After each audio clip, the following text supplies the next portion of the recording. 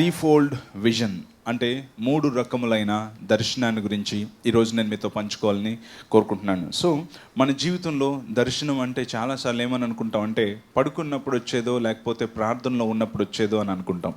కేవలం దర్శనం అంటే పడుకున్నప్పుడు లేకపోతే ప్రార్థనలో ఉన్నప్పుడు వచ్చేది కాదు, కానీ దర్శనం అంటే దేవుని యొక్క వాక్యంలో నుంచి వచ్చే దర్శనాన్ని గురించి కూడా మనం గ్రహించాలి. సో అందుకని ఈ రోజున దర్శనం యొక్క ప్రాముఖ్యత, ఆ దర్శనం ఎటువంటిదై ఉండాలి. చాలామందికి రకరకాలైన విజన్స్ ఉంటాయి. అవి దేవుడిచ్చినవి కొన్ని అయితే, సొంతగా వచ్చినవి కొన్ని. అయితే ఇక్కడ మనకు కావాల్సింది విజన్ అన్నది చాలా ప్రాముఖ్యం. ఎందుకోసం అంటే where there is no vision people perish అని మనం చూస్తున్నాం. దేవోక్తి లేని ఎడల ప్రజలు కట్టు తిరిగి నశిస్తారు అని చెప్పి సామెతల గ్రంథం 29వ అధ్యాయం 18వ వచనంలో మనం చూస్తున్నాం. సో అందుకని ప్రతి వ్యక్తికి విజన్ అన్నది చాలా ప్రాముఖ్యమైన విషయం కదా. అబ్దుల్ కలాం గారు కూడా కలలు కనండి అని చెప్పి కూడా అన్నారు. అయితే విజన్ అనేది మన సొంతగా వచ్చేది కాకుండా అది దేవుని యొక్క వాక్యంలో నుంచి పుట్టుకొచ్చేదై ఉండాలి. మనం కలిగి ఉన్న విజన్ మనల్ని నిత్యత్వం వైపుకు నడిపించాలి. మనం కలిగి ఉన్న విజన్ మనకి పరిశుద్ధతనివ్వాలి. మనం కలిగి ఉన్న విజన్ మన జీవితంలో మనకి శక్తిని ప్రసాదించాలి. అటువంటి దర్శనాన్ని కలిగి ఉండాలని దేవుడు కోరుకుంటున్నాడు. అందుకనే 3 రకాలైన దర్శనాన్ని గురించి నేను మీతో పంచుకోవాలని కోరుకుంటున్నాను. అందులో మొట్టమొదటిది ఏంటంటే పైకి చూచుట అనే దర్శనం. ఈ విజన్ ఏంటంటే అప్వర్డ్, అంటే పైకి చూచుట అనే దర్శనం. యెషయా గ్రంథం 6వ అధ్యాయం 1వ వచనాన్ని మనం చూసినట్లయితే దీని గురించి మనం చూడొచ్చు. Isaiah chapter 6:1. రాజైన ఉజ్జియా మృతి నొందిన సంవత్సరమున అత్యున్నతమైన సింహాసనమునందు ప్రభువు ఆసీనుడై ఉండగా నేను చూచి తిని. చూసారండి, ఇక్కడ మనం చూసినట్లయితే ఒక రాజు ఉన్నాడు. ఆ రాజు పేరు ఉజ్జియా. అతను ప్రజల్ని చాలా చక్కగా పరిపాలించాడు. దేశంలో ఉన్న ప్రతి ఒక్కరి అక్కరిని పట్టించుకున్నాడు. ప్రతి వారిని కూడా కుటుంబంలా చూసుకున్నాడు. దేశాన్ని సంరక్షించాడు, భద్రత కల్పించాడు, పంటలు పండించాడు, అన్ని విషయాల్లో కూడా డెవలప్ చేస్తున్నాడు. అటువంటి రాజు చనిపోయాడు. ఎప్పుడైతే ఈ ఉజ్జియా అనే రాజు చనిపోయాడో వెంటనే ఆనాటి భక్తులకు, ఆనాటి ప్రజలకి ఒక బాధ. ఈ కుర్చీ ఖాళీ అయిపోయింది. ఇప్పుడు ఇంత అందంగా, ఇంత ప్రేమగా, ఇంత సమృద్ధిగా మమ్మల్ని పరిపాలించే ఇంకొక రాజు ఎవరు వస్తారు అని ఆ సింహాసనం కాసి అలా చూస్తున్న సమయంలో దేవుడు భక్తునికి ఒక గొప్ప దర్శనాన్ని చూపించాడు. అదేంటంటే నువ్వు భూమి మీద ఉండే సింహాసనాలను చూడడం కాదు, నువ్వు పైకి చూడు అని చెప్పి. అందుకోసం అని చెప్పి రాజైన ఉజ్జియా మృతి నొందిన సంవత్సరమున అత్యున్నత సింహాసనం మీద దేవుడు ఆసీనుడై ఉండడాన్ని నేను చూశాను అని చెప్పి అంటున్నాడు. చూడండి, అంటే దేవుడు ఇక్కడ ఈ ప్రవక్తకు ఏం తెలియజేస్తున్నాడు అని అంటే ఈ లోకంలో ఎన్ని సింహాసనాలైనా ఖాళీ అయిపోతాయి, ఈ లోకంలో ఎన్ని రాజ్యాలైనా ఖాళీ అయిపోతాయి. అయితే ఈ లోకంలో ఎన్ని సింహాసనాలు ఖాళీ అయిపోయినా నువ్వు పైకి చూస్తున్న ఆ సింహాసనం నిత్యం అలాగనే ఉంటుంది. ఆ సింహాసనం మీద ఉన్న ఆ రాజు కుర్చీ ఎప్పుడూ ఖాళీ అయిపోదు.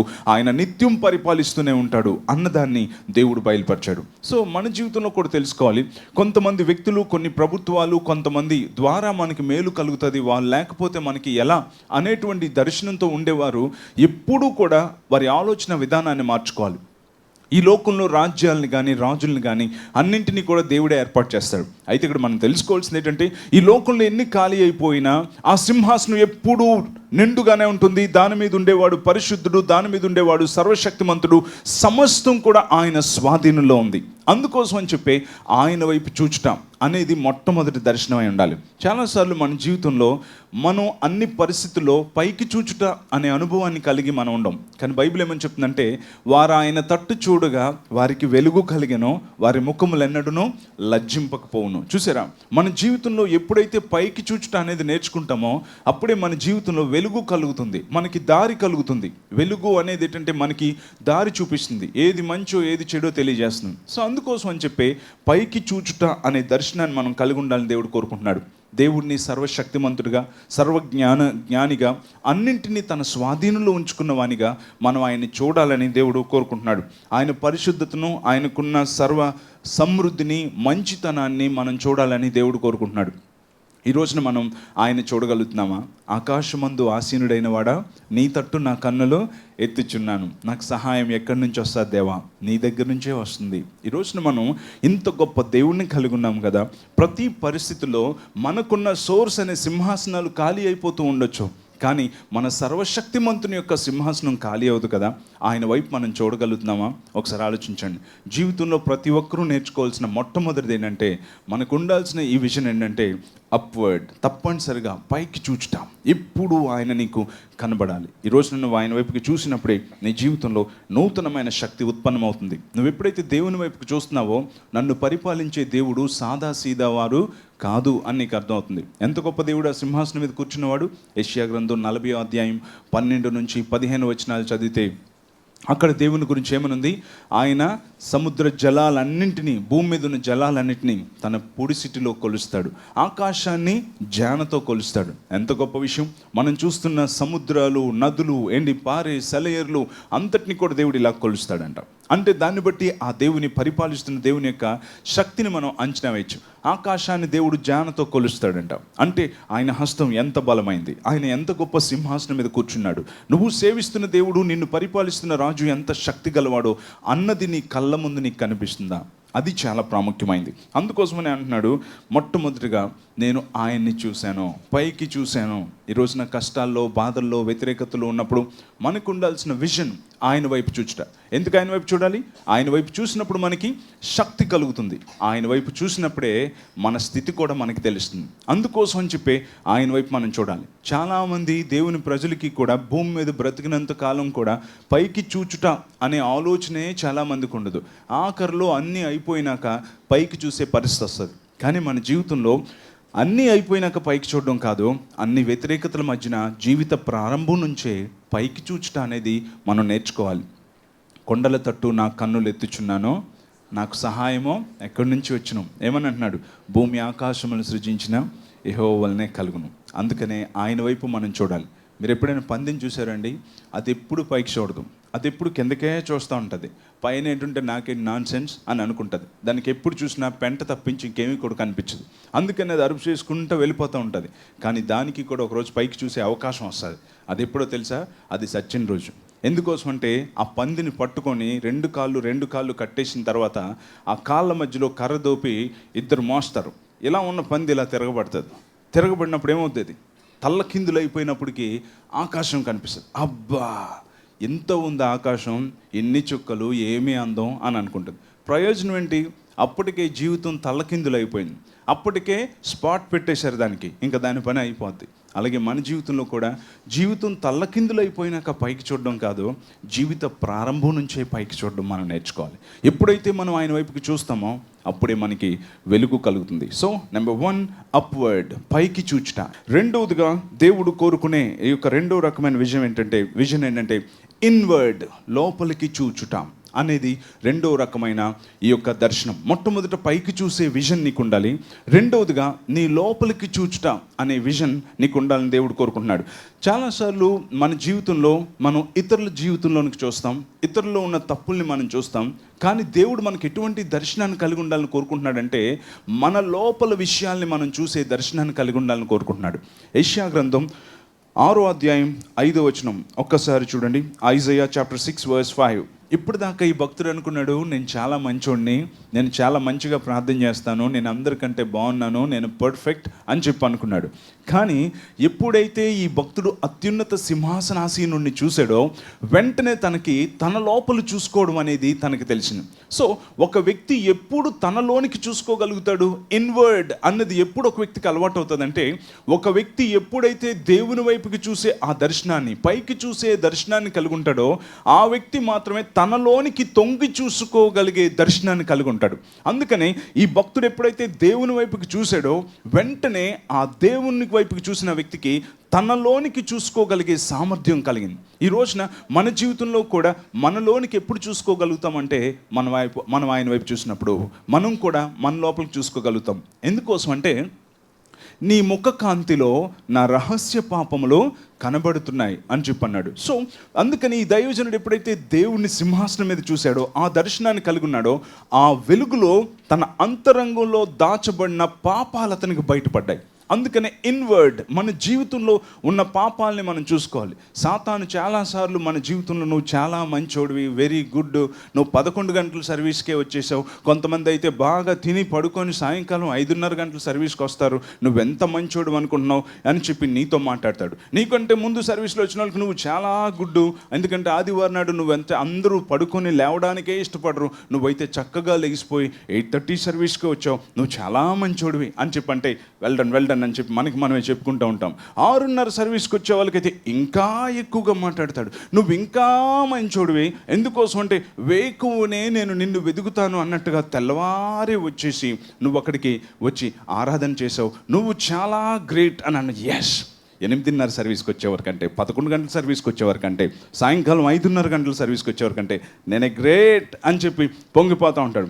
అలాంటప్పుడు 11 గంటల సర్వీస్ వాడు తాను చూసుకుంటే ఏమని అంటాడంటే, ఉదయం 6:30కి ఎందుకు వచ్చేసాడంటే సాయంత్రం దాకా హ్యాపీగా తిరగొచ్చని వెళ్ళిపోయాడు. నువ్వే గ్రేట్, ఎందుకంటే 11 గంటలకు మామూలుగా అయితే అందరూ బిర్యానీలు అవి వండుకుంటూ ఉంటే నువ్వు దేవుని సందులో ఉన్నావు, నువ్వే గ్రేట్ అని నీతో అంటాడు. ఆహా అని నువ్వు అనుకుంటావు. ఇంకా సాయంత్రం 5:30 గంటలకు వచ్చేవాడితో సాతాన్ ఏమంటాడంటే, ఉదయం అంతా కష్టపడినా సాయంత్రం బీచ్కి వెళ్దాం అనుకోకుండా చర్చికి వచ్చావంటే నువ్వే గ్రేట్ అని చెప్పి అంటూ ఉంటాడు. ఈ విధంగా ప్రతి ఒక్కరూ తమ్మును తాము సాటిస్ఫై చేసుకుంటారు. ఆహా నేను చాలా గ్రేట్ అని చెప్పి. అందుకనే ఇక్కడ మన జీవితంలో తెలుసుకోవాల్సింది ఏంటంటే, మనలోనికి తొంగి చూచుట అనేది చాలా ప్రాముఖ్యమైన విషయం. ఈ విజన్ మనలో ఉందా? ఇన్వర్డ్, నీలోనికి చూడడం. మనకి పక్కోళ్ళ జీవితంలో చూడడం తెలుసు, పక్కవారిలో తప్పులు పట్టుకోవడం మనకి తెలుసు, కానీ మనలోనికి మనం చూసుకునే ఈ విజన్ మనకుందా? అదే దేవుడు ఇక్కడ కోరుకుంటున్నాడు. మనం బైబిల్ గ్రంథంలో చూసినట్లయితే మత్తయి సువార్త 7వ అధ్యాయం 5వ వచనంలో ఒక మంచి మాట రాయబడింది.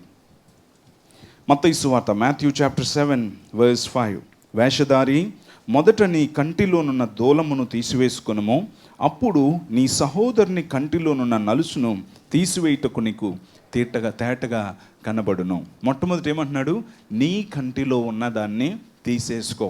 ఇక్కడ ముందు నీ ఇన్వర్డ్, నీలో ఉన్నదాన్ని నువ్వు తీసేసుకో. అది దేవుడు కోరుకుంటున్నాడు. ఇక్కడేమంటున్నాడు? వేషధారి అని అంటున్నాడు. రంగు వేసిన వాడా, నీ జీవితంలో నీ కంట్లో ఉన్న దూలం మొట్టమొదటి తీసేసుకో. ఒకటి కంట్లో అంటే పెద్ద చెక్కపేడి దిగిపోయిందంట. దూలం తెలుసా? ఇంటికి వేస్తారు గుమ్మాలకి. అలాంటి దూలం కంట్లో దిగిపోతే వీడేం చేస్తున్నాడు? తన కంట్లో ఉన్న దూలాన్ని పట్టించుకోకుండా, బ్రదర్ ఏంటి ఆ నలుసు ఏంటి బ్రదర్, ఎందుకు వచ్చింది ఆ నలుసు, ఎందుకు వచ్చింది నీ జీవితంలోకి అంటున్నాడు. అప్పుడు దేవుడు అంటున్నాడు, వేషధారి, నీ కంట్లో దూలం దిగిపోయిందిరా, ముందు ఆ దెమ్మ తీయు నీ కంట్లోంచి, అప్పుడు ఎదుటివాడి నలుసు సంగతి ఆలోచిద్దు. కానీ చాలాసార్లు ఎదుటివాడి నలుసే పెద్దదిగా మనం చూపిస్తాం, కానీ మన కంట్లో దెమ్మ దిగిపోయింది, దాన్ని మనం చూస్తున్నామా? అందుకే ఇక్కడ ఏమంటున్నాడు తెలుసా? ముందు నీది చూసుకో, ఇన్వర్డ్ విజన్. అందుకని నిన్ను గురించి నువ్వు స్వపరీక్ష చేసుకోగలుగుతున్నావా? ఇన్వర్డ్ అంటే సెల్ఫ్ ఎగ్జామినేషన్, మనల్ని మనమే పరీక్ష చేసుకోవడం. ఈ విజన్ మనకుందా? ఈరోజు దేవుడు నీతోనే మాట్లాడుతున్నాడు. మనం అనేక సార్లు ఇటువంటి లక్షణాన్ని కలిగి మనం ఉండం. కొరింథీయులకు రాసిన మొదటి పత్రిక 11వ అధ్యాయం 28వ వచనం. 1 Corinthians chapter 11:28. కాబట్టి ప్రతి మనుష్యుడు తన్ను తాను పరీక్షించుకోనవలను. అండర్లైన్ చేసుకోండి, తన్ను తాను. పక్కోడిని పరీక్షించండి అనలేదు దేవుడు. ఇక్కడ ఏమన్నాడు? తన్ను తాను పరీక్షించుకోనవలను. నిన్ను నువ్వు పరీక్ష చేసుకోవాలి. అదే సెల్ఫ్ ఎగ్జామినేషన్, ఇన్వర్డ్ విజన్. నీ జీవితంలో నీ లోపలికి, నీ అంతరంగంలోనికి, నీ రహస్య పాపాలని పరీక్ష చేసుకోగలిగే ఆ దర్శనం నీకుందా? దేవా, నీకు ఆయాసకరమైన మార్గము నా యందు ఉన్నదేమో కనుపరుచు దేవా, చూపించు దేవా, నాలో నీకేంటి ఆయాసాన్ని కలిగించేది అని చెప్పి భక్తుడు ప్రార్థన చేశాడు. చూసారా? అలా మనం ఎప్పుడైనా ప్రార్థన చేసుకోగలుగుతున్నామా? మనలో ఉన్నదాన్ని మనం తీసుకోగలిగే పరిస్థితి మనకుందా? అందుకనే ప్రతి క్రైస్తవుడు నేర్చుకోవాల్సిన ఒక మూల పాఠం, ప్రశస్తమైన పాఠం ఏంటంటే, ప్రతిరోజు సెల్ఫ్ ఎగ్జామినేషన్, ఇన్వర్డ్. నీ లోపలికి చూసుకోగలిగే విజన్ నీకు ఉండాలి. నా అంతరంగం ఎలా ఉంది అన్న విజన్ నీకు ఉండాలి.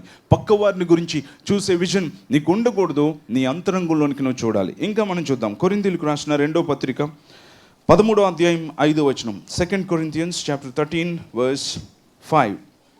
కొరింథీయులకు రాసిన 2వ పత్రిక 13వ అధ్యాయం 5వ వచనం. మీరు విశ్వాసము గలవారై ఉన్నారో లేదో మిమ్మును మీరే శోధించుకొని చూచుకొనుడి, మిమ్మును మీరే పరీక్షించుకొనుడి. ఏమని అంటున్నాడు ఇక్కడ? మిమ్మును మీరు పరీక్షించుకోండి. ఇన్వర్డ్, నీ లోపల నువ్వు పరీక్ష చేసుకోవయ్యా. ఎప్పుడు చూసినా మనల్ని మనం పరీక్ష చేసుకోవడమే దేవుడు కోరుకుంటాడు. మీలో విశ్వాసం ఉందా లేదా, మీలో పరిశుద్ధత ఉందా లేదా, మీరు దేవునికి దగ్గరగా ఉన్నారా లేదా అని మనల్ని మనమే పరీక్ష చేసుకోవాలి. మిమ్మును మీరే పరీక్ష చేసుకొనుడి. ఇన్వర్డ్. నీ జీవితంలో ఈ విజన్ ఉందా? నీ లోపలిది నీకు కనిపిస్తుందా? నీ అంతరంగంలో కనిపించని రహస్య పాపాలని నువ్వు పరీక్ష చేసుకోగలిగే స్థితిలో నువ్వు ఉన్నావా? నువ్వు ఎప్పుడైనా సరే నీ పక్క వానితో బ్యారేజ్ వేసుకున్నప్పుడు నువ్వే బెటర్గా కనిపిస్తావు, నువ్వే చాలా భక్తుడిలా కనిపిస్తావు. అందుకోసం అని చెప్పి చాలామంది పక్కనున్న తోటి సహోదరులతో వారిని బ్యారే చేసుకొని నేను బెటర్గా ఉన్నాననే విజన్ కలిగి ఉంటారు. అలాంటి పరిస్థితి మనకు ఉండకూడదు. స్కూల్కి వెళ్ళే పిల్లలు సమ్మర్లో హాలిడేస్ ఎక్కువ వచ్చిన తర్వాత మళ్ళీ రేపే క్లాసెస్ రీఓపెన్ అవుతున్నాయి అనుకోండి, ఏం చేస్తారు? మమ్మీ నేను రేపు స్కూల్కి వెళ్ళను మమ్మీ అంటాడు. అదేంటి, రేపు నుంచి క్లాసులు కదా, నీకు స్కూల్ ఉంది కదని, రేపు ఎక్కువ మంది రారు మమ్మీ అని చెప్పి అంటారు. అంటే ఎవరితో అంచనా వేసుకుంటుంది? ఒక 60 మంది ఉండే క్లాస్ రూమ్లో ఒక 30 మంది లేకపోతే 40 మంది స్కూల్కి రారు, ఒక 20 మంది స్కూల్కి ఆల్రెడీ వెళ్తారు. కానీ దేంతో వేసుకుంటుంటే చాలామంది రారు మమ్మీ, మరి వచ్చిన 20 మంది సంగతి ఏంటి మమ్మీ? ఆ వచ్చిన 20 మందితో నువ్వు అంచనా వేసుకొని నువ్వు వెళ్ళొచ్చు కదా. కానీ నీకంటే ఎవరైతే రారు అనేవారు ఉన్నారో, వెనకబడి ఉన్నారో వారితో నువ్వు చూసుకుంటున్నప్పుడు నువ్వు బెటర్గా కనిపిస్తావు, నేనే బెటర్ అనిపిస్తుంది. అందుకనే మనం ఎప్పుడు మనలోనికి చూసినా సరే మన పక్కన యేసుక్రీస్తు ప్రభువుని పెట్టుకోవాలి. ఆయనతో నువ్వు పోల్చుకుంటే మొత్తం నీకున్న మచ్చలన్నీ బయటపడతాయి. అందుకోసం అని చెప్పి మనం ఎప్పుడు చూసినా ఆయనలోనికి చూచటం, ఆయన వెలుగు మన మీదకి పడడం ద్వారా మనలో ఉన్న రహస్య పాపాలని మనం పరీక్షించుకొనుట, వాటిని విడిచిపెట్టుట అనే గొప్ప లక్షణాన్ని కలిగి ఉండాలి. మనం బయటికి బాగానే ఉంటాం, కానీ మనం ఎప్పుడు మన లోపల ఉన్న దాన్ని పరీక్ష చేసుకోవాలి. ఈ రోజున ప్రతిరోజు లోపల ఉన్న దాన్ని మనం పరీక్ష చేసుకోగలుగుతున్నామా? ఒకసారి ఆలోచించండి. ఒక రోజున ఒక ఆయన కారు కొన్నాడు. నేను అప్పుడే ఇలా వెళ్తా ఉంటే బ్రదర్ అని చెప్పి బ్రేక్ వేసాడు సడన్గా. Praise the lord.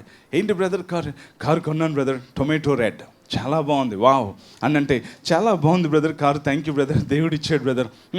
ఏంటి సెకండ్ హ్యాండా? అవును బ్రదర్, చాలా తక్కువకి వచ్చిందండి, 2.5K కొనేసాను, ఏటో దేవుడు అలా అద్భుతం చేశాడు.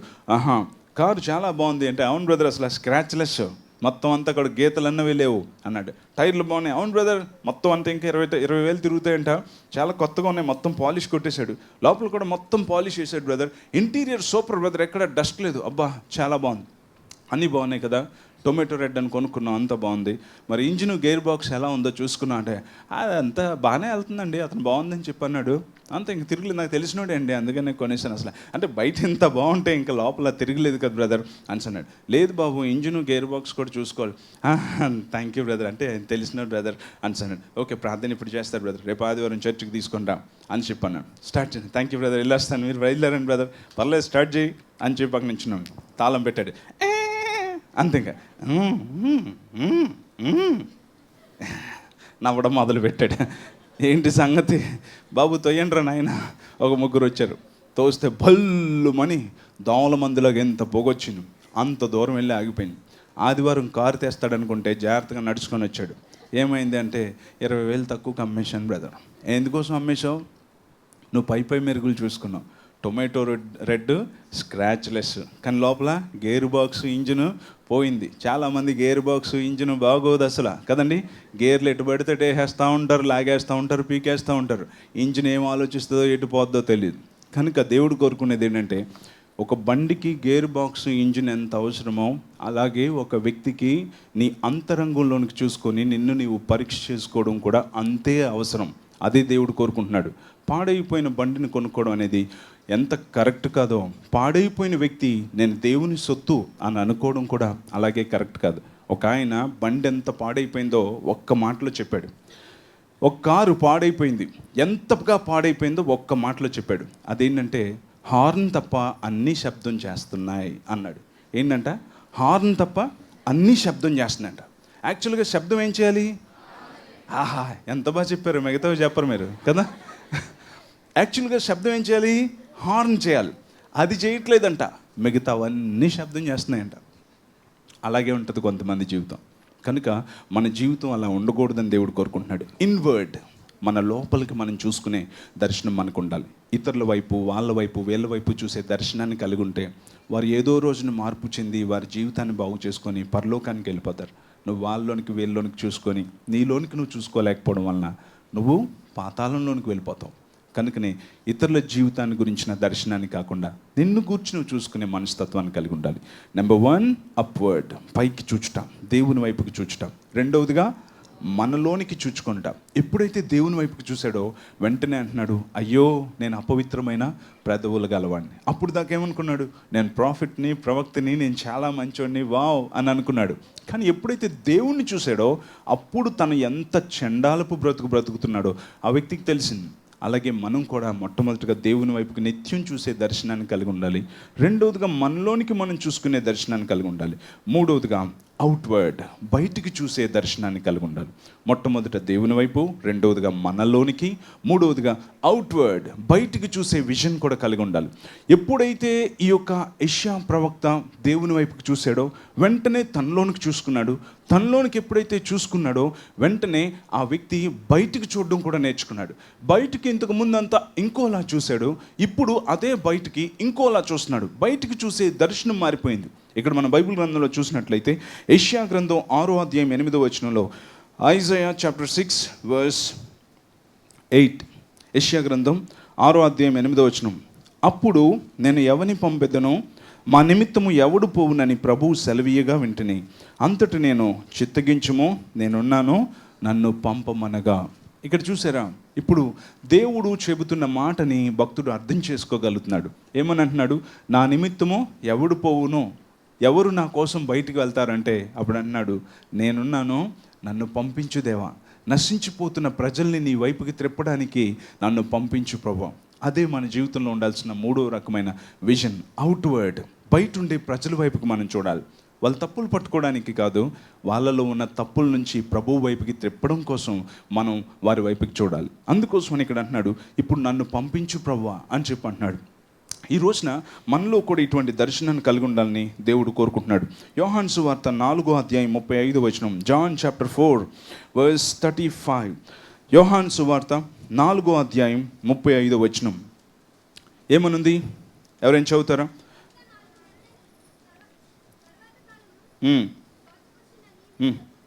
ఇదిగో మీ కన్నులెత్తి పొలములను చూడుడి. ఏమని అంటున్నాడు? ఇప్పుడు మనం దేన్ని చూడాలంట? కన్నులెత్తి పొలములను చూడుడి, పొలాలని చూడండి, ఇప్పుడే తెల్లబడ్డాయి, ఇప్పుడే అవి కోతకు వచ్చాయి, కాబట్టి మీరు పొలములను చూడుడి అని అంటున్నాడు. సో ఇప్పుడు పొలాన్ని చూడడం భక్తుడు నేర్చుకున్నాడు. క్రైస్తవులంగా మనం యేసుక్రీస్తు ప్రభువుని అంగీకరించిన తర్వాత మనం ఇప్పుడు బయటికి అవుట్వర్డ్ విజన్ ఎలా ఉండాలంటే పొలాల వైపు చూడాలి. నశించిపోతున్న ఆత్మల పట్ల మన వైపు మనం చూడాలి. వారిని రక్షించాలి అనే ఆశను కలిగి మనం ఉండాలని దేవుడు కోరుకుంటున్నాడు. అందుకనే బయటికి చూడండి అని చెప్పి అంటున్నాడు. ఈ రోజున మనం ఈ విధంగా ఆత్మల్ని రక్షించడానికి బయటికి చూసే మనసు మనకుందా? ఒకసారి ఆలోచించండి. అందుకే ఈ విజన్ కూడా అందరికీ తప్పనిసరిగా ఉండాలి. ఎందుకోసం అంటే దేవుడు ఎవరో కొంతమందికి సువార్త భారాన్ని అప్పగించలేదు. చాలాసార్లు కొన్ని స్లోగన్లు మనం వింటూ ఉంటాం. అదేంటంటే వెళ్ళండి, లేకపోతే వెళ్ళేవారిని పంపండి కదండి. వెళ్ళండి లేకపోతే వెళ్ళేవారిని పంపండి అనే దాన్ని వింటాం. అందుకని మనం ఏం చేస్తాం? మనం ఎలాగే వెళ్ళం కాబట్టి ఒక 100-200 సువార్త పరిచర్య కోసం ఇచ్చేస్తాం. లేదు అంటే ఒక టీవీ ప్రోగ్రామ్కు స్పాన్సర్ చేసేస్తాం. సో వెళ్ళండి అంటే ఎవడెళ్తాడులే అని చెప్పి వెళ్ళేవారిని పంపండి అన్నదాన్ని మనం తీసుకుంటున్నాం. కానీ ఇది కరెక్ట్ కాదు. మనం వెళ్ళాలి, అదేవిధంగా వెళ్ళేవారిని పంపాలి. అది దేవుడు కోరుకుంటున్నాడు. అంతేగాని మీరు వెళ్ళండి, మీరు వెళ్ళలేకపోతే మాకు ఇవ్వండి, మేము వెళ్తామండి అని చెప్పేది కరెక్ట్ కాదు. మీరు వెళ్ళండి, అదేవిధంగా వెళ్ళేవారిని కూడా పంపండి. అది దేవుడు కోరుకుంటుంది. అంతేగాని చాలామంది అంటారు, దేవుడు నాతో మాట్లాడాలి బ్రదర్ సువార్త ప్రకటించడానికి అని చెప్పి చాలామంది మాట్లాడుతుంటారు. అదంత కరెక్ట్ కాదు. దేవుడు నాతో మాట్లాడాలండి సువార్త ప్రకటించడానికి అని చెప్పడం కంటే శుద్ధ తప్పు ఇంకొకటి ఉండదు. ఇక్కడ మనం చూసినట్లయితే అన్నాడు, యజమానుని వేడుకోండి, కోత కొరకు పనివారిని పంపమని వేడుకోండి అని దేవుడు చెప్తున్నాడు. అంటే దేవునికి పనివారు కావాలి. అయితే చాలామంది ఏమని అంటారంటే, అది నా పిలుపు కాదండి, దేవుని పిలుపు లేకుండా నేను వెళ్ళనండి అని చెప్పి అంటూ ఉంటారు. మీ పిల్లల్ని ఇంజనీర్నో డాక్టర్నో చేయాలని దేవుడు మీతో చెప్తే మీ పిల్లల్ని ఇంజనీర్ చేస్తున్నారా లేకపోతే డాక్టర్ని చేస్తున్నారా? మీరు అనుకుంటున్నారు, ముందుగానే డిసైడ్ అయిపోతున్నారు, మీరు చేసేస్తున్నారు. అలాగే ఒక వ్యక్తిని గురించి మనం చూస్తున్నప్పుడు దేవుడు నాతో మాట్లాడితేనే కానీ వెళ్ళనండి అన్నదంత కరెక్ట్ కాదు. ఎందుకోసం అంటే ఎవడో కుల్లి బురదలో దిగిపోయాడు, ఊబిలో దిగిపోతా ఉన్నాడు, పక్కన నువ్వు ఉన్నావు, సార్ కాపాడండి sir, help help please help అండి. ప్రభు నీ చిత్తమేనా, నాతో మాట్లాడు ప్రభు, ఈ మునిగిపోతున్నాను రక్షించాలా వద్దా, ప్రభు కేకలేస్తున్నాడు రక్షించాలా వద్దా, హెల్ప్ హెల్ప్ రక్షించండి సార్, ప్రభు నీ చిత్తమేనా, నాతో మాట్లాడు ప్రభు, దర్శనం చూపించినైనా, విజన్ చూపించినైనా, వాక్యం ద్వారా మాట్లాడినైనా, ఎవరైనా నాకు చెప్పేలా చెప్పినైనా అంటే కరెక్టేనా? ఏం చేస్తాం? బురదలో దిగిపోతున్నాను బయటికి లాగుతాం. అలాగే దేవుడు మనందరికీ కూడా ఎటువంటి బాధ్యతనిచ్చాడు. అందుకనే ఆనాడు రక్షణ పొందిన శిష్యులకి ఏమని అన్నాడు? మీరు సర్వలోకానికి వెళ్ళి సర్వ సృష్టికి సువార్త ప్రకటించి సమస్త ప్రజలను నాకు క్రైస్తవులుగా చేయండి అన్నాడా? శిష్యులుగా చేయండి అన్నాడు. శిష్యులుగా చేయండి అని ఎవరితో చెప్పాడు? శిష్యులతో చెప్పాడు. సో ఆ శిష్యులు ఇప్పుడు మిగతా వారందరికి సువార్త ప్రకటించి ఏం చేయాలి? శిష్యుల్ని చేయాలి. ఈ శిష్యులు ఏం చేయాలి? ఆనాటి శిష్యులు ఏమైతే చేశారో అదే ఈనాటి శిష్యులు కూడా చేయాలి. సో ఇప్పుడు మనందరం ఏం చేయాలి? ఆనాటి 12 మంది శిష్యులు ఏం చేశారో ఈనాడు మనం కూడా అదే చేయాలి. అంతేగాని సంఘానికి వచ్చి చప్పట్లు కొట్టి కానికేసి వెళ్ళిపోయే పని కాదు మంది. అదొక్కటే అని అనుకుంటే పొరపాటు. ప్రతి ఒక్కడికి కూడా నశించిపోతున్న వారి వైపుకి చూసే ఆ దర్శనం ఉండాలి. నశించిపోతున్న వారి వైపుకి అవుట్వర్డ్ విజన్ అనేది ప్రతి ఒక్కరికి ఉండాలి. నిన్ను ఒక డిపార్ట్మెంట్లో ఉంచాడు అంటే అక్కడ నువ్వు అవసరం ఉన్నావు. నువ్వు ఒక కొడవలిలా అక్కడుండే కోతను కోసి వారిని దేవుని యొక్క కొట్లలో వేయడం నువ్వు నేర్చుకోవాలి. నిన్ను ఏ డిపార్ట్మెంట్స్లో ఉంచినా, ఏ ఉద్యోగంలో ఉంచినా, ఏ వ్యాపారంలో ఉంచినా, ఏ మారుమూల ప్రాంతంలో ఉంచినా అక్కడ నీ కోసం పని దేవుడు ఉంచాడనే సంగతి నువ్వు తెలుసుకోవాలి. అంతేగాని దేవుడు నాతో మాట్లాడితేనే కానీ నేను చేయనండి, అస్సలు కరెక్ట్ కాదు. చాలామంది అంటారు, అన్న నేను ఈ డిపార్ట్మెంట్లో ఉండలేకపోతున్నానన్నా, అందరూ కూడా డ్రగ్ ఎడిక్ట్స్ అన్న, మందు తీసుకుంటారు, సిగరెట్ కాలుస్తారు, సినిమాలు చూస్తారు, నేను అక్కడ ఉండలేకపోతున్నానమ్మా అంటాడు. అన్న నేను ఇక్కడి నుంచి వచ్చేయాలన్నా అని అంటారు. నేను అంటాను, అమ్మా నిన్ను అలాంటి మనుషుల మధ్యన ఎందుకు పెట్టాడంటే చీకటి ఉన్న దగ్గరే దీపం కావాలి, దీపం ఉన్న దగ్గర దీపం అవసరం లేదు. అందుకోసమనే నిన్ను చీకటిలో పెట్టాడు. చెప్పులు కూడా దేవుని నామాన్ని మహిమపరుస్తాం. హల్లెలూయా. సో ఈ రోజున నీ జీవితంలో సంపూర్తి సేవ కోసం, ఒక ప్రత్యేకమైన పని కోసం అయితే నీకు దేవుని యొక్క పిలుపు ఉండాలి. కానీ సువార్త సేవ ప్రకటించడానికి నీకు ఒక పిలుపు, మళ్ళీ స్పెషల్ కాల్ నీకు అవసరం లేదు. నువ్వు ఒక శిష్యుడివి. డిసైపుల్షిప్ అనేది నీకు తప్పనిసరిగా నువ్వు చేయాలి. దానికోసం నువ్వు ఒక పిలుపు అన్నది అంత కరెక్ట్ కాదు. ఒక రోజున ఒక వ్యక్తి ప్రార్థన చేస్తున్నాడు, ప్రభువా నేను ఆత్మల్ని సంపాదించాలని చాలా భారంగా ఉంది, ఈరోజు నేను బయటకు వెళ్తున్నాను, నీ చిత్తమైతే ఒక ఆత్మను చూపించు, సువార్త ప్రకటించడానికి ద్వారం తెరువు అని చెప్పి ఏడ్చుకుంటూ ప్రార్థన చేసుకొని బయటకు వచ్చి బస్ స్టాప్లో నించున్నాడు. వీడి పక్కకే ఇంకొక ఆయన వచ్చి బోరుమని ఏడుస్తున్నాడు. వెంటనే ఎందుకు నా పక్క నుంచి ఏడుస్తున్నాడు? ప్రభువా ఈ వ్యక్తికి నేను సువార్త చెప్పడం నీ చిత్తమేనంటావా? మాట్లాడినైనా దర్శనం చూపించు, ఎవరైనా వచ్చి ప్రవచనం చెప్పేలా చేయి అని అంటున్నాడు. బస్సు వచ్చింది, వాడు ఎక్కి విండో పక్కన కూర్చున్నాడు. ఇతను కూడా ఎక్కి అతని పక్కనే కూర్చున్నాడు. అతను వా అని ఆడడం మొదలుపెట్టాడు. ఏడుస్తుంటే ఇతని పక్కన కూర్చుని, ప్రభువా ఇతనికి సువార్త చెప్పడం నేను చిత్తమేనా? ఓ దర్శనం చూపించినైనా, ఎవరి ద్వారా ప్రవచనం చూపించు అని అంటున్నాడు. అతను నుంచి ఇంక ఏడవడం మొదలుపెట్టాడు. నాకు ఎవరైనా సువార్త చెప్తారా? నువ్వన్నా నాకు సువార్త చెప్తావా ప్లీజ్ అని ఏడవడం మొదలుపెట్టాడట. అప్పటికి అంటున్నట్ట, ప్రభువా నీ చిత్తమేనా? సువార్త చెప్పడం నేను చిత్తమేనా? ఆల్రెడీ అతనే నోరు చించుకొని నాకు సువార్త చెప్పరా నాయన అని అడుగుతున్నాడు కదా. ఇంకా నువ్వు అలా అనడం కరెక్టేనా? ఈ రోజుల్లో అలాగే ఉంది కదండి. ఏదైనా కష్టమైంది కనుక చేయాలనుకుంటే మనకి ఇష్టమైంది అయితే దేవుడు చూపించాలి కదండి అంటారు. నీకు నచ్చిందైతే దేవుడు చూపించాడండి అనుకుంటే వెళ్ళిపోతుంటావు కదా. కరెక్ట్ కాదు. మన జీవితంలో అలా ఉండకూడదు. సో మనం తప్పనిసరిగా ఇటువంటి మంచి దర్శనాన్ని కలిగి ఉండాలని దేవుడు కోరుకుంటున్నాడు. ఈరోజు మన జీవితంలో ఇటువంటి ఆలోచన ఉందా? ఇతరుల గురించి, ఇతరుల జీవితాన్ని గురించి చూసే మనసు మనకుందా? ఒకసారి ఆలోచించండి. కనుక సువార్త ప్రకటించడం, అవుట్వర్డ్ విజన్ తప్పనిసరిగా ఉండాలి. ఈ దైవజనుడు మొట్టమొదట పైకి చూశాడు, తన లోపలికి చూశాడు, తర్వాత బయటికి నేను వెళ్ళి ఆత్మల్ని సంపాదిస్తానన్నాడు. ఈ 3 రకాలైన ఈ విలువైన విజన్ లేకుండా రకరకాలైన దర్శనాలను నువ్వు కలిగి ఉండడం అనేది కరెక్ట్ కాదు. ఈ సువార్త ప్రకటించాలి అనే దర్శనం నీకుందా? ఒకసారి ఆలోచించండి. ఇప్పట్లో వ్యతిరేకతలు ఉన్నాయండి, మరి అన్నీ బాగున్నప్పుడు మీరు ఏం చేశారండి? అందుకోసమనే అన్ని పరిస్థితుల్లో కూడా మనం సువార్త ప్రకటించడానికి ఇష్టంగా ఉండాలి. అది అందరి బాధ్యత అని మనం తెలుసుకోవాలి. అట్ ద సేమ్ టైం క్రైస్తవులు చేస్తున్న కొన్ని పొరపాట్ల వలన భారతదేశంలో అనేక చోట్ల సువార్తకి ద్వారాలు కూడా మూయబడ్డాయని నేను 100% చెప్పగలను. ఎందుకోసం అంటే చాలాసార్లు క్రైస్తవులకి సువార్త అంటే విగ్రహాలని దూషించడమే, చాలామందికి ద్వేషించడమే. అది నిమ్మకాయ, అది బొమ్మ, ఇది దెమ్మ, దాన్ని తొక్కుతాను, దీన్ని నొక్కుతాను అని చెప్పి రకరకాల స్టేట్మెంట్లు ఇస్తూ ఉంటారు. దానివల్ల ఏమవుతుందో తెలుసా? అనేక మందికి ప్రాబ్లం అవుతుంది. కొంతమంది ఫేస్బుక్లో అప్లోడ్ చేస్తూ ఉంటారు, మేము ఇప్పుడు 100 మందికి బ్యాప్టిజం ఇచ్చాం, 500 మందికి బ్యాప్టిజం ఇచ్చాం. అది అప్లోడ్ చేయడం వల్ల ఏమవుతుంది? మొత్తం మార్పిడి చేస్తున్నారని వాళ్ళు చెప్పుకుంటున్నారు. అంత అవసరమా నీకు అప్లోడ్ చేయడం? ఎంత తప్పు! అలాంటి మనకి బుద్ధిహీనత కదా. ఒక వ్యక్తి ఏమో వెనకాతల హిందూ దేవాలయం ఉంటే దాని ముందే మైక్ పట్టుకొని మైక్లో యేసు ప్రభువుని నమ్ముకోండి అని చెప్తున్న చిన్న వీడియో క్లిప్ పెట్టాడు. నాకెవ్వరున్నా భయం లేదు, నాకు దేవుడు పరిశుద్ధాత్మ శక్తినిచ్చాడు, అందుకే టెంపుల్ని వెనకాతలు పెట్టుకొని నేను ముందు చెప్తున్నాను అని వీడియోలో పెట్టుకున్నాడు. ఇంకొకడు తిరుపతి వెళ్ళి ఇలా వీడియో తీసుకుంటూ, సెల్ఫీ తీసుకుంటూ, ఇదిగో నేను తిరుపతి వచ్చేసాను, మొత్తం తిరుపతి మీద నేను సువార్త చెప్పడానికి ఇక్కడికి వచ్చాను, మీరు ఎవరైనా డబ్బులు ఇవ్వగలిగితే నాకు డబ్బులు ఇవ్వండి, మొత్తం తిరుపతి మొత్తాన్ని నేను చర్చి కింద మార్చేస్తానని వీడియో పెట్టాడు. వీడికి ముక్కు మొఖం పగిలిపోద్ది అనుకున్నాను నేను. ఎందుకోసం అంటే ఫేస్బుక్లో వాటిలో అలా పెట్టి అంత అవసరమా?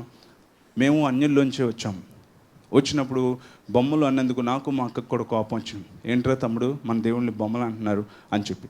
అలాంటివి చేయడం అనేది నువ్వు ధైర్యవంతుడు అని అనుకుంటున్నావా? కాదు, దేవుని పనికి ఒక పెద్ద చీడపురుగు అనమాట నువ్వు. అలా అనుకున్నాను. మధ్యాహ్నం నిజంగానే దొరికాడండి.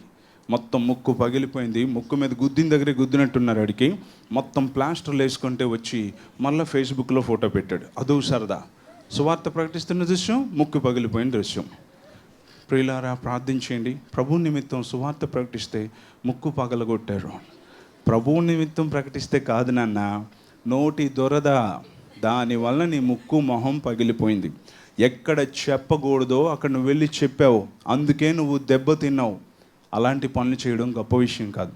క్రీస్తు ప్రేమను మనలో నుంచి మనం చూపించే వారంగా ఉండాలి తప్ప సమయం సందర్భం లేకుండా ఇతరుల్ని దూషించడమే, ఇతరులను నిందించడమే, నీది తప్పు అని చెప్పడమే సువార్త అని అనుకుంటే అంతకంటే దౌర్భాగ్య స్థితి ఇంకొకటి ఉండదు. సువార్త అనేది మనలో ఉన్న ప్రేమను చూపించాలి. మొట్టమొదట మనం మంచివారమన్న ఒక ఆలోచన వాళ్ళలో ఉన్నప్పుడు మనం చెప్పిన మాటను కూడా వారు వింటారు. అంతేగాని సమయం సందర్భం లేకుండా సువార్త చెప్పడం అనేది అంత కరెక్ట్ కాదు. ప్రతిదానికి కూడా ఒక సమయం అనేది, సందర్భం అనేది ఉంటుంది. కనుక మనం ఎలా చేస్తున్నాం సువార్త అన్నది చాలా ఇంపార్టెంట్. నీకు ఇంకేం మ్యాటర్ ఉండదా? విగ్రహాలను దూషించడమేనా? యేసు ప్రభు గురించి చెప్పలేవా నువ్వు? అలా చెప్తే చాలు, అనేక మంది రక్షణ పొందుతారు. సమయం సందర్భం లేకుండా చేయడం కరెక్ట్ కాదు. ఒక బార్బర్ సువార్త ప్రకటించాలని వాక్యం అన్నాడు. ఇప్పుడు చెప్పాను కదా మీకు. అలాగే నేను కూడా చెప్పేయాలి ఏదో ఒకటి, నా దగ్గరికి బోల్డ్ మంది కస్టమర్లు వస్తారు అని అనుకున్నాడు. ఒకరోజు నాకు ఆయన వచ్చాడు, మంచిగా గడ్డం పెంచుకొని, ఈ మధ్యన పెంచుతున్నారు కదా, అలా గీకొని వచ్చి, బాబు మొత్తం గడ్డం అంతా గీసేయమ్మా అనేసి అన్నాడు. ఇడు మహా పాపిస్టోడ్లాగా ఉన్నాడు, ఈరోజు సువార్త చెప్పిండి మార్చేయాలనుకున్నాడు. అంతే, చైర్లో కూర్చుని వెంటనే మొత్తం టవల్ చుట్టేశాడు, మొత్తం ఫోమ్ రాసేసాడు. అప్పుడు కత్తి తీశాడు. నువ్వు చచ్చిపోతే ఎక్కడికి వెళ్తావో నీకు తెలుసా అన్నాడు. ఇడు పేక్కోసి ఎలా ఉన్నాడని తెంపుకొని పారిపోయాడు అంటాడు. చూసారా, అది సందర్భం అని చెప్పన్నాడు. ఇలా గీక్తా అండి, అప్పుడు నువ్వు చెప్తావు సువార్త కదా. చాలామంది అలాగే చేస్తూ ఉంటారు. అదంత కరెక్ట్ కాదు. మన జీవితంలో సందర్భాన్ని చూడాలి, అన్నింటినీ చూడాలి. అందుకే పౌలు భక్తుడు ఏమన్నాడంటే, సువార్త సేవలో మాకు అనుకూలత కొరకు మీరు ప్రార్థన చేయండి అని చెప్పన్నాడు. అనుకూలమైన సమయం అనేది దేవుడు మనకిస్తాడు. అంతవరకు కూడా మనం ఒక పత్రికలాగా మనం జీవించాలి. మనల్ని చూస్తున్నప్పుడే గాస్పల్ వాళ్ళలోనికి వెళ్ళిపోవాలి. మీలో ఏదో ప్రత్యేకత ఉందండి, మీరేంటి సార్ ఎన్ని కష్టాలు వచ్చినా నవ్వుతూనే ఉంటారు, మీ ముఖం మీద చిరునవ్వు తగ్గదు, మీరు ఎప్పుడూ బాధగా ఉండరు, ఏంటి సార్ మీలో ఏదో ప్రత్యేకత, ఎప్పుడు అంత హ్యాపీగా ఉంటారు అని చెప్పన్నప్పుడు అప్పుడు మనం చెప్పాలి, ఎస్ దీనికి కారణం ఏంటంటే నా దేవుడు. అలా ప్రేమతో మనం చెప్పగలిగే వారంగా ఉన్నప్పుడు భారతదేశాన్ని ప్రభు కోసం మనం సంపాదించవచ్చు. కనుక ఈ రోజున దేవుడు మనతో మాట్లాడుతున్నాడు. ఈ 3 రకాలైన విజన్స్. నెంబర్ 1 అప్వర్డ్, పైకి చూచటం. రెండవది ఇన్వర్డ్. మూడవది అవుట్వర్డ్, బయటికి సువార్త ప్రకటించడం. ఈ 3 దర్శనాలు తప్పనిసరిగా మనకు ఉండాలి. అనవసరమైనవి ఏవేవో దర్శనాలు. కొంతమంది పెద్ద బంగ్లా ముందు పెద్ద గేటు ముందు కుక్క, అదంతటిని ఒక ఆయన మనకి ఇచ్చి వెళ్ళిపోయినట్టు దర్శనం కొంతమందికి కదా. బంగ్లా మొత్తం ఇచ్చేసి వెళ్ళిపోయాడంట. అలాంటి దర్శనాలు వస్తూ ఉంటాయి. అవి కాదు మనకు కావాల్సినవి, ఇవి కావాలి. మనల్ని నిత్యత్వం వైపుకు నడిపించేది, కొంతమందిని ప్రభువు వైపుకు నడిపించేది. ఇటువంటి దర్శనాన్ని కలిగి ఉండాలని దేవుడు కోరుకుంటున్నాడు. ప్రార్థన చేసుకుందాం, కళ్ళు మూసుకుందాం. ప్రేమగల మా తండ్రి, నీకు స్తోత్రాలు చెల్లిస్తున్నామయ్యా. ఈ దినాన్ని మేమందరం కలిసి నిన్ను ఆరాధించడానికి, నీ బలలో పాలు పొందడానికి, నీ మాటల ద్వారా మా జీవితాన్ని సరిచేసుకోవడానికి మాకందరికీ గొప్ప ధన్యతనిచ్చినందుకు నీకు స్తోత్రాలు. ఇక్కడున్న ప్రతి బిడ్డను నీ పాదాల దగ్గర జ్ఞాపకం చేసుకున్నాం. ప్రతి కుటుంబంలో ప్రతి కలతను ఎరిగిన దేవుడు, ప్రతి బంధకం నుండి, సమస్యల నుంచి, కలతలు, చికాకుల నుంచి విడిపించండి. నీ సమాధానంతో వారిని నింపండి. క్రీస్తు యేసులో ప్రతి అక్కర్ను మీరు తీర్చమని అడుగుచున్నాం.